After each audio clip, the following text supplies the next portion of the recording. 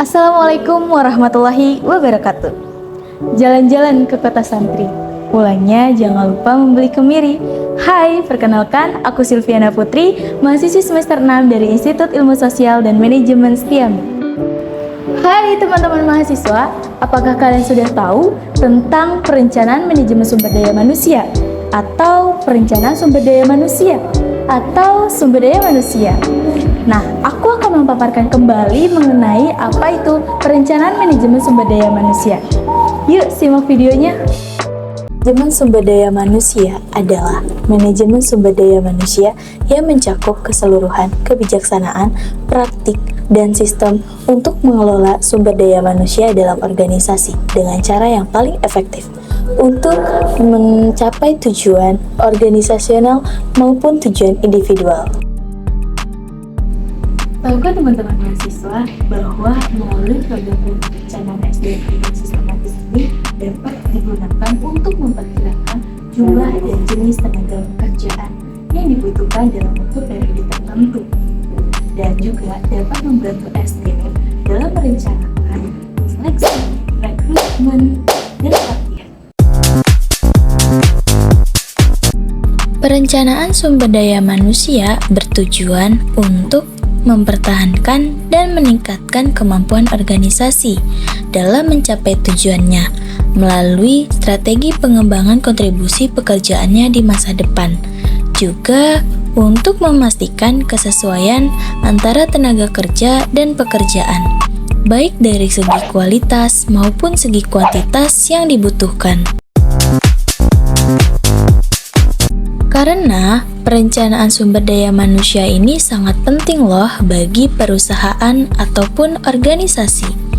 Dianggap penting karena jika perusahaan atau organisasi memiliki perencanaan yang efektif dan efisien, maka tujuan daripada perusahaan itu akan mencapai targetnya.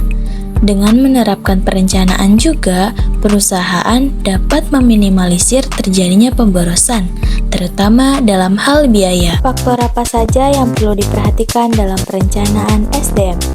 Pertama, faktor pertumbuhan, yang mana perusahaan harus mempertimbangkan faktor pertumbuhan ekonomi dan kebutuhan perusahaan atau organisasi. Kedua adalah faktor perubahan, karena perubahan dapat terjadi kapan saja, sehingga manajemen SDM harus dapat berpikir kreatif dan fleksibel agar kebutuhan perusahaan tetap terpenuhi dengan baik. Yang ketiga adalah faktor teknologi. Untuk SDM perlu memahami peran pentingnya teknologi demi kelancaran operasional perusahaan.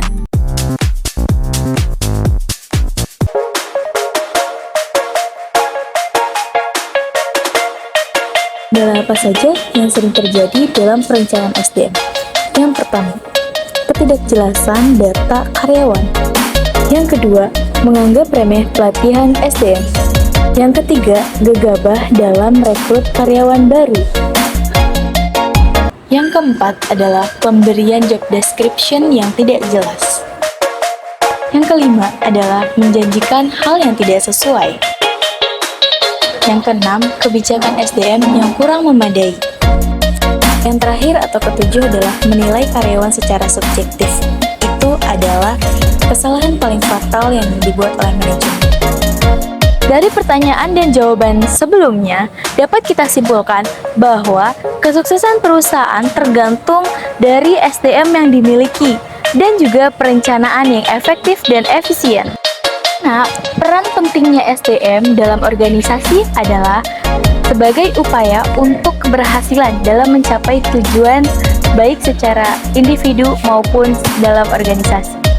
Semoga video ini dapat bermanfaat untuk kalian semua ya, dan semoga kita adalah generasi yang memiliki SDM yang berkualitas dan integritas. Buah kecapi, buah kenari, melihat si Ani berlari-lari. Niat hati hanya ingin berbagi, jika ada yang salah, I'm sorry. Wassalamualaikum warahmatullahi wabarakatuh.